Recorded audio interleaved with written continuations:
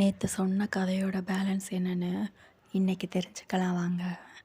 அவ அந்த பையனை மிரட்டினதும் அவன் தன் பையிலிருந்து ஒரு காகிதத்தை எடுத்து, எனக்கு வாய் பேச வராது, காதும் கேட்காது, நீங்கள் என்ன சொல்கிறீங்கன்னே எனக்கு புரியலை, நீங்கள் என்ன சொல்ல வரீங்களோ அதை அப்படியே இந்த காகிதத்தில் எழுதி தந்தீங்கன்னா நான் அதை படித்து பார்த்து புரிஞ்சுக்குவேன், தெரிஞ்சுக்குவேன் அப்படின்னு சொன்னதை நம்பி அவளும் அந்த பேப்பரை வாங்கி தான் என்ன சொன்னாலோ அதை அப்படியே எழுதி கொடுத்துருக்கா அவன்கிட்ட.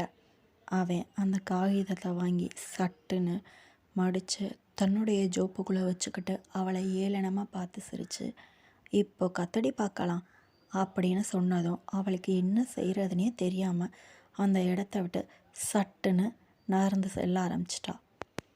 எந்த ஒரு விஷயத்தையுமே நிரூபிக்கணும்னா நமக்கு தகுந்த ஆதாரங்கள் தேவை.